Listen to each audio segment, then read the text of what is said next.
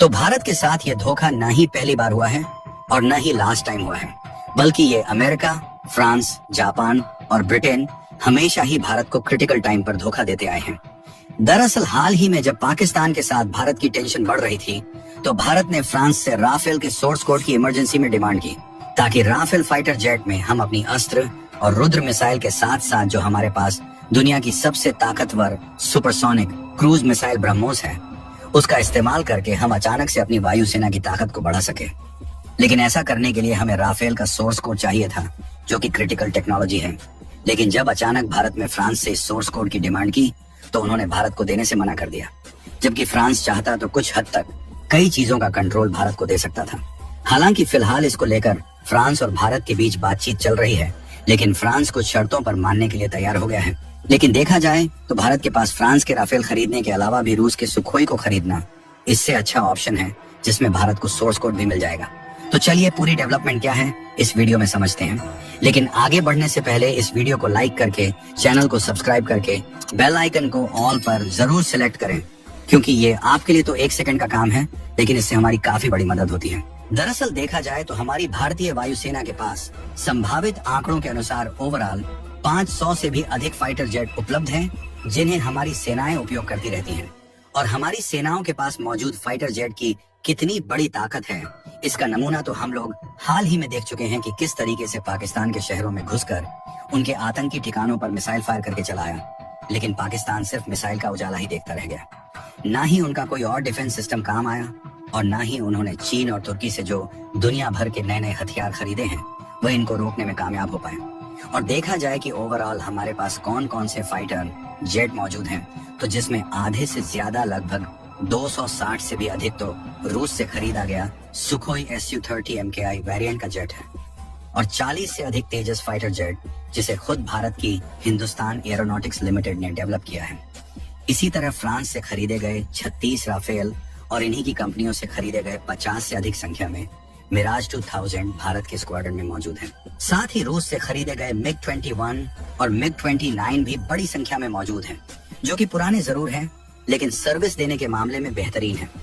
लेकिन इन सभी fighter jet में फर्क ये है कि हमने जिनको रूस से खरीदा है, उसमें हम अपनी ब्रह्मोस अस्त्र और रुद्र जैसी मिसाइलों को लगा सकते हैं, जो कि लॉन्ग रेंज की मिसाइलें हैं, और खुद DRDO ने इसे डेवलप किया है।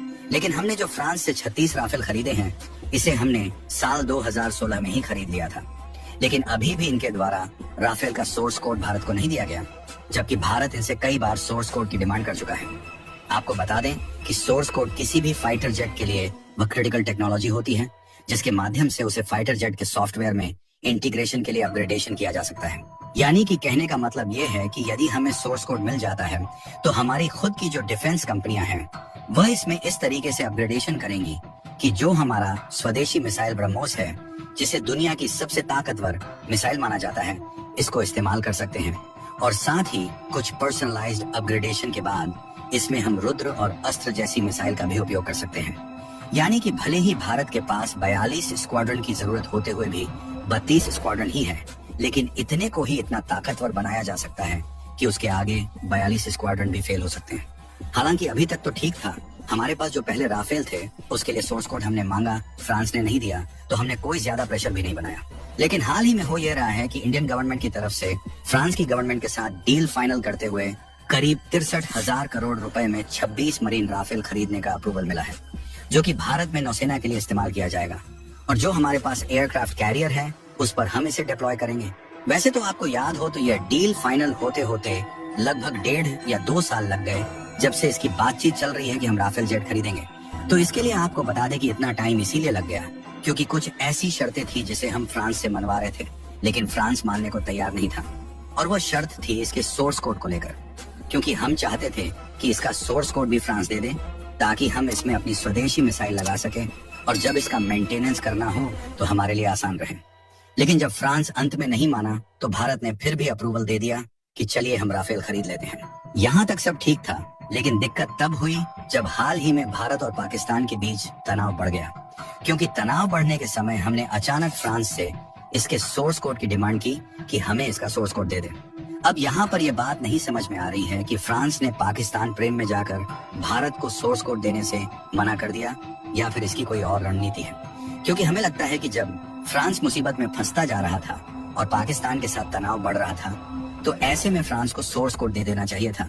अगर फ्रांस ऐसा नहीं करता, तब भी उसे खुद ही कस्टमाइज करके भारत की स्वदेशी मिसाइल को लगाने के लिए खुद अपग्रेड करना चाहिए था। यहाँ पर भी फ्रांस का जवाब थोड़ा चौंकाने वाला था।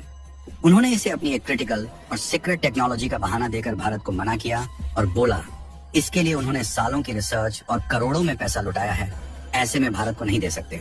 देखिए, ये पहली बार नहीं हुआ है, बल्कि जितने भी यूरोपीय और वेस्टर्न देश हैं, ये भारत के साथ अपना सपोर्ट तो खुलकर दिखाते हैं, लेकिन जब अंदर अंदर सपोर्ट करने की बात आती है तो अपना पांव पीछे कर लेते हैं। इसीलिए जब हाल ही में इमरजेंसी रिक्वायरमेंट होने के बावजूद भी फ्रांस ने सोर्स कोड देने से मना कर दिया, तो ये सवाल उठ रहा है कि क्या हमारे पास कोई और ऑप्शन नहीं है?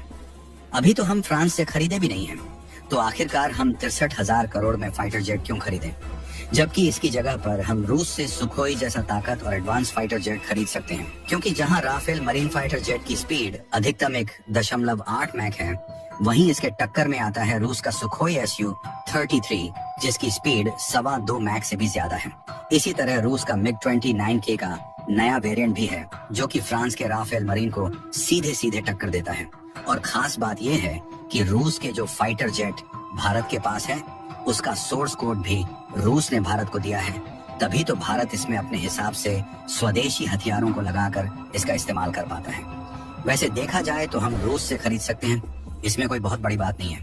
लेकिन भारत ने फ्रांस के राफेल को बिना सोर्स कोड के भी शायद इसलिए चुना क्योंकि इसकी स्पीड थोड़ा बहुत भले ही कम है, लेकिन यह टेक्नोलॉजी और अत्याधुनिकता के मामले में रशियन फाइटर जेट से कहीं आगे है, क्योंकि इसके सेंसर वगैरह की जो फंक्शनिंग क्वालिटी है वो जबरदस्त देखने को मिलती है।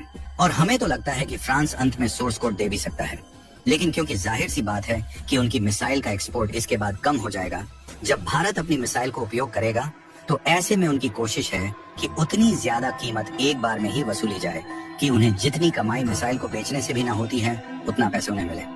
दूसरा मौका यह है, भारत के पास की नेवी के लिए 111 फाइटर जेट चाहिए, जिसके लिए हाल ही में भारत ने फ्रांस और अमेरिका से संपर्क किया है। ऐसे में कुछ अलग सी शर्तों को रखकर कोशिश करनी चाहिए, शायद दबाव में फ्रांस इन शर्तों को मानने के लिए मंजूर हो जाए। बाकी आपको क्या लगता है कि फ्रांस दबाव में आकर सोर्स कोड भारत को दे सकता है या नहीं?